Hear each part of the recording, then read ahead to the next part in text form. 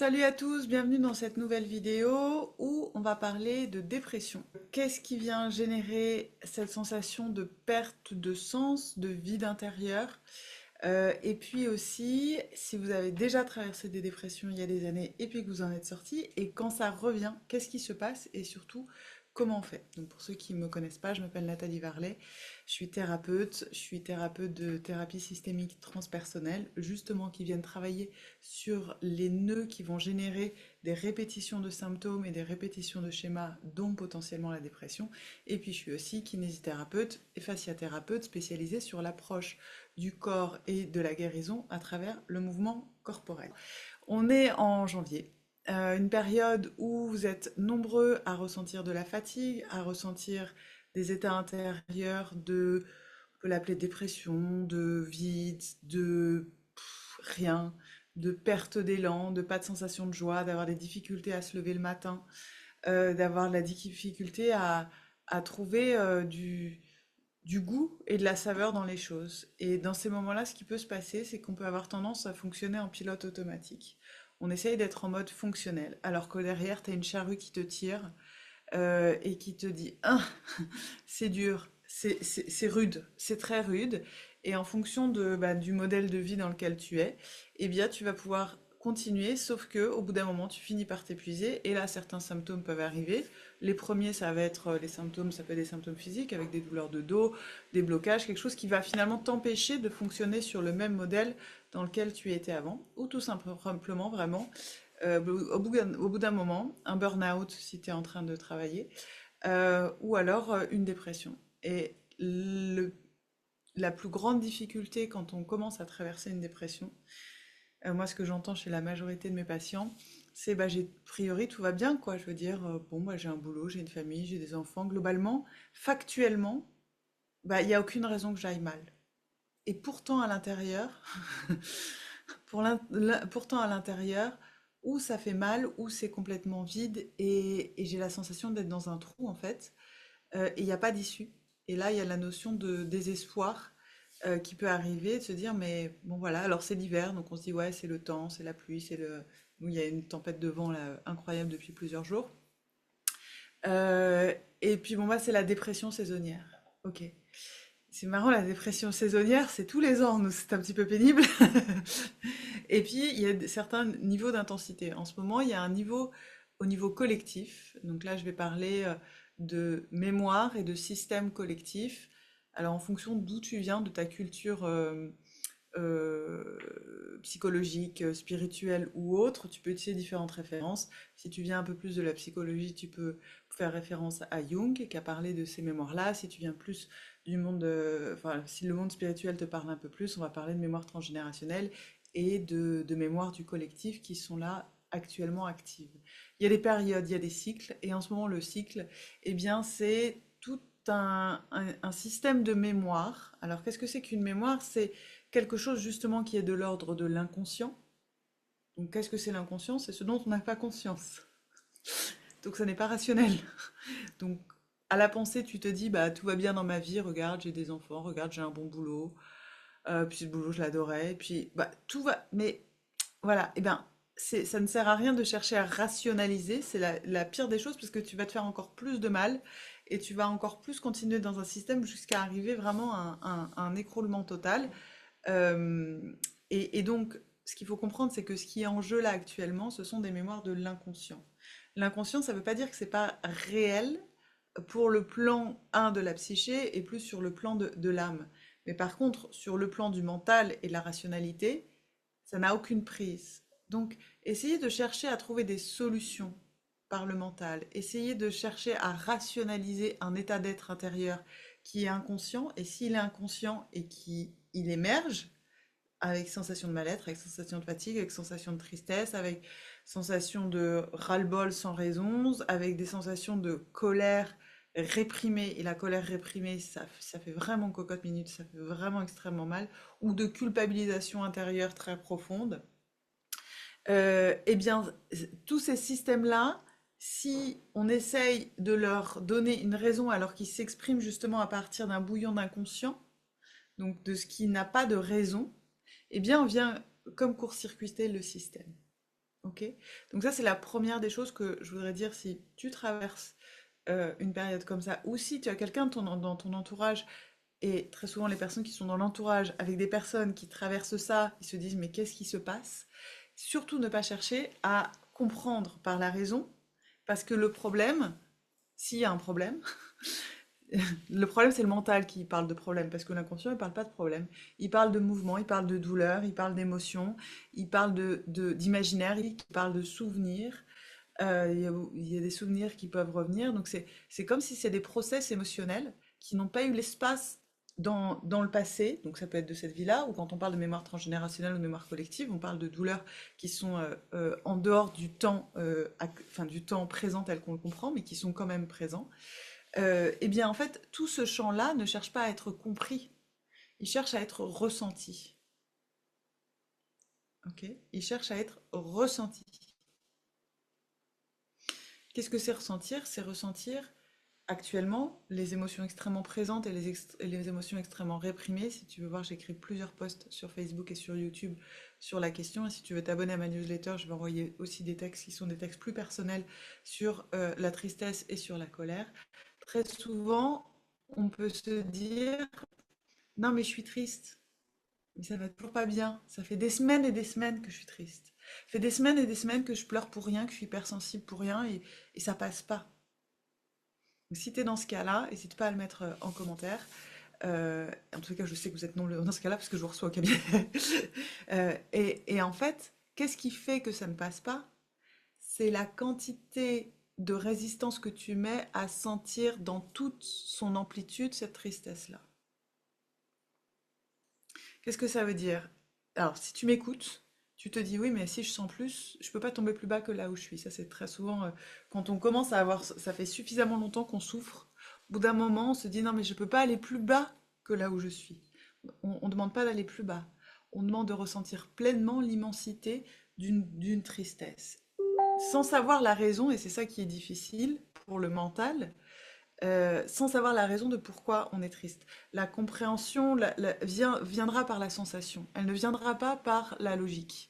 Ok? Et donc ça demande effectivement un travail de foi et de confiance dans je peux sentir plus que ce que je crois que je ressens. Ça, c'est quelque chose qui s'entraîne.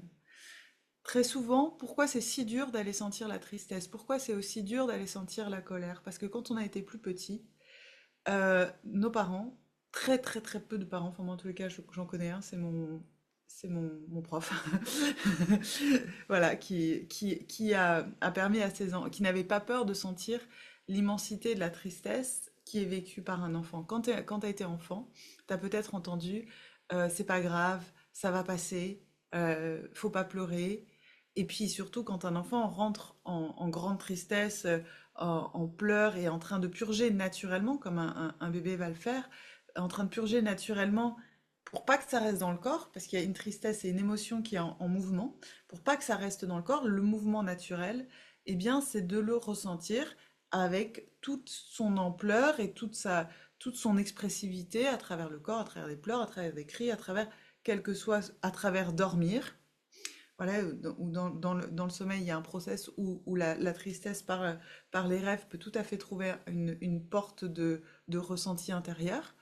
Eh bien, dans l'enfance, les parents ont dit, c'est pas grave, ça va passer, je te donne un gâteau, un bonbon, un sucre, parce qu'ils savent pas quoi foutre de ça, tout simplement, parce que eux-mêmes ne sont pas capables de ressentir ça. Et donc, qu'est-ce qui s'est imprimé dans le schéma au fur et à mesure inconscient et qui est devenu une croyance mentale? C'est je tiens, je peux pas ressentir ça. C'est dangereux de ressentir ça parce qu'il peut y avoir eu aussi des mécanismes où si je commence moi à être triste, ma mère ou mon père vont pas savoir gérer et ils sont déjà pas bien eux. Donc si en plus moi je me mets pas bien, ça vient déstabiliser le système. Et un enfant, le lien avec sa mère et son père est un système de survie, il peut pas le mettre en danger ça. Et donc tu vois bien que tout ça c'est venu se cristalliser et venir faire je tiens, je me retiens, je gère mes émotions, grand truc à la mode, gérer ses émotions, on gère pas ses émotions, on sent ses émotions, point barre. Il n'y a pas à gérer ses émotions et à les sentir. Et ça, c'est une connexion qui se fait directe. Ok? Le problème, c'est que on peut se dire ça va passer. Donc là, beaucoup de personnes sont dans l'attente que ça passe. Et en attendant, ils souffrent. Et en attendant, ils vont essayer de tenir, de tenir, de tenir. Sauf que, au bout d'un moment, il y a des états de grande fatigue qui arrivent. Il peut y avoir aussi des symptômes qui peuvent arriver. Et, et on est à contresens, en fait. Là, le mouvement actuel, c'est d'arriver à revenir en soi avec toute cette insécurité que génère la tristesse, que génère la colère, que génère énormément de mémoires qui sont en train de se réveiller et de les sentir à partir d'où? À partir d'où on sent les amis? À partir d'où on ressent où sont nos capteurs sensitifs? Où est-ce que c'est l'émotion? C'est pas un truc. Alors, pour les plus rationnels, bah, l'émotion c'est où? Ah, c'est où? C'est là, c'est là, c'est où? C'est par là. Voilà. Non, ça se ressent ici dans le corps. Donc, si on veut avoir une possibilité qu'il y ait un réceptacle, moi j'appelle ça un contenant, je prenais l'image il y a quelques jours, je faisais un live spontané sur Facebook. Au bout d'un moment, il y a une rivière et tu as un énorme barrage. Moi, j'ai eu à ce moment-là la vision du barrage de Bimont à Aix-en-Provence parce que j'y habitais pendant des années. Et tu as une quantité de pression qui arrive sur le barrage. Donc toi, là, tu es collé face au barrage avec la quantité de pression de l'eau qui arrive derrière. Et tu cherches à tenir comme ça entre un mur et une pression hydraulique très très forte. Pression hydraulique, c'est tes émotions, ok? Là, c'est sûr qu'au niveau désespoir, on est bien là. Là, il y a peu de portes de sortie par ici. Ça, c'est certain.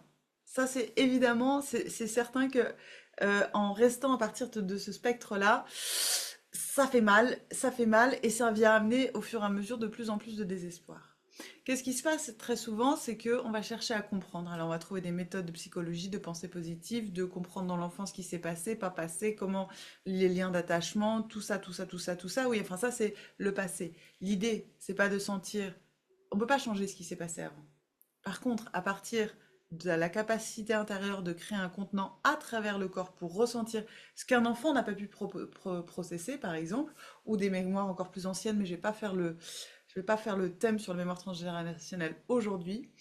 J'en parlerai dans une prochaine vidéo. On va déjà parler des mémoires toutes simples, enfin toutes simples, des mémoires de l'enfance.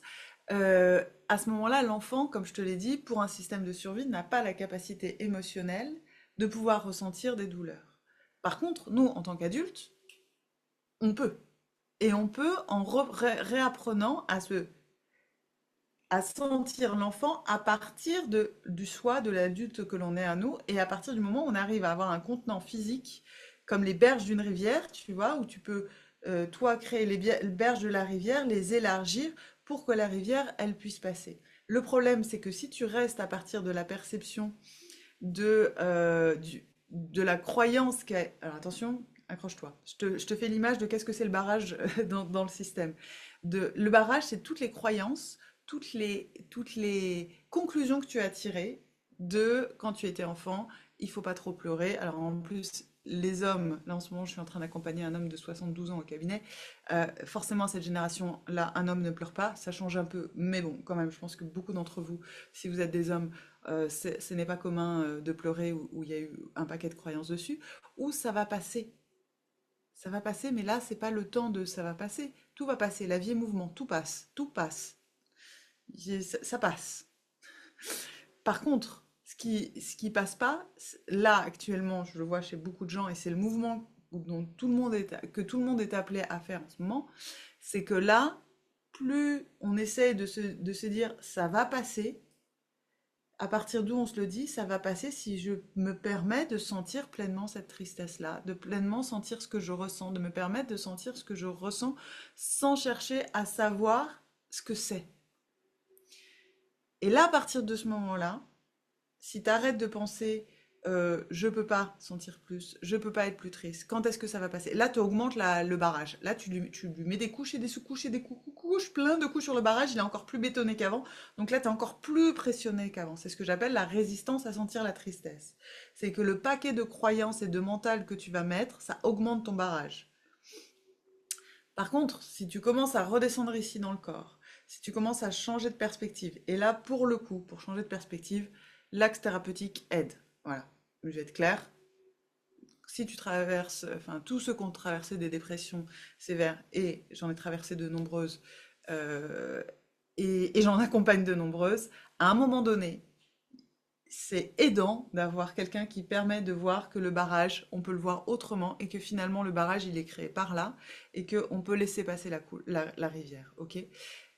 L'idée ici, c'est plus de comment je peux me permettre pleinement de sentir cette tristesse-là et là apparaissent les peurs.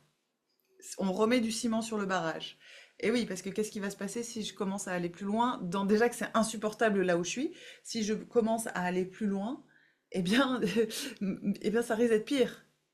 C'est là qu'est l'erreur. C'est là qu'il y a justement d'où vient cette peur. Qu'est-ce que c'est que cette peur? Et là, un travail, pour le coup, en, en thérapie et en travail systémique, ça peut aider de se rendre compte que cette peur-là, c'était peut-être pas la sienne. Et quand on commence à redonner la peur de là où elle vient, c'est-à-dire pas forcément de soi, eh ben on peut laisser des brèches dans le barrage et petit à petit que le barrage commence à se fissurer et que petit à petit l'eau coule et que le job c'est juste de créer des berges sur le barrage pour que l'eau puisse couler et elle coule. Après c'est plus que de l'eau, c'est plus de la tristesse, c'est plus de la colère, ça se transforme automatiquement. Il y a quelque chose qui vient se recycler par lui-même. C'est juste arriver à un moment donné à se désidentifier un petit peu de ce que l'on vit, ce qui ne veut pas dire se dissocier. Oui, puisque je vous connais. Ok, se désidentifier. Je suis en train de sentir de la tristesse, je suis en train de sentir du désespoir. Il n'y a plus rien, je sens plus rien. Ça, se dissocier un petit peu. Et c'est là qu'un accompagnement, ça aide à faire ce mouvement-là. Ce qui ne veut pas dire se dissocier, ça ne veut pas dire je ne suis pas ça. Non, ça fait partie de moi, ça fait partie du tout, de l'ensemble, mais je ne suis pas tout ça. Voilà, ça c'est ce mouvement-là qui est fait en thérapie. C'est ce mouvement-là qui aide à prendre ici, là, et à sentir plus profondément. Parce que quand on n'est pas identifié à ça, eh bien, il y a beaucoup plus d'espace. C'est comme si on élargit les berges de la rivière, et puis le barrage, il commence à faire... Et ça commence à pouvoir circuler tout doucement. Une des choses que je vois, notamment chez les personnes qui ont fait un chemin spirituel et où le mental a pu recapter des idées spirituelles très chouettes pour éviter de traverser des choses humaines très difficiles, on pourrait se dire, ben, je ne suis pas mes pensées, tout est mouvement, voilà. Et donc ça, c'est ce qu'on appelle le bypass spirituel, c'est-à-dire que à un moment donné, il y a eu connexion avec un ensemble plus grand, un ensemble plus vaste, sauf qu'au bout d'un moment, d'avoir senti l'espace plus vaste, le tout, un éveil de conscience, on l'appelle comme nous on veut, et ça peut s'être fait de plein de façons différentes, chacun en fonction de son parcours. Peut-être que si tu m'écoutes, t'as jamais eu cette sensation-là, c'est pas important non plus. Eh bien, ça n'empêche, le but, ce n'est pas de rester dans cet espace-là, c'est à partir de cet espace-là, de venir à aller sentir, il y a un taf à faire là, vraiment, euh, de pouvoir reconnecter toute cette humanité-là. Ok. Donc la désidentification de la sensation ne veut pas dire la dissociation de la douleur. Parce que sinon, quand tu fais ça, tu te dissocies de ton corps. C'est ce qui fait que plein de personnes vont avoir l'impression de ne pas être ancrées, d'être dissociées, d'avoir une difficulté. Alors, les mots qui vont être employés, c'est difficulté avec l'incarnation, tout ça, tout ça. Bah oui, parce qu'à un moment donné, si tu as réussi à capter que la rivière était aussi large que ça, à un moment donné, il faut quand même laisser passer l'eau. Et quand on fait passer l'eau, effectivement, ça amène de la tristesse. Mais qu'est-ce que ça amène de différent comme tristesse, comme perspective de la tristesse? Je vais vous donner l'exemple d'une patiente que j'ai reçue la semaine dernière, qui traverse une dépression sévère. On a fait un travail de thérapie systémique pendant la séance, qui a remué beaucoup de systèmes différents à différents niveaux. Et dans l'après-midi, elle m'a dit, je n'ai jamais été, enfin, je suis encore plus mal qu'avant.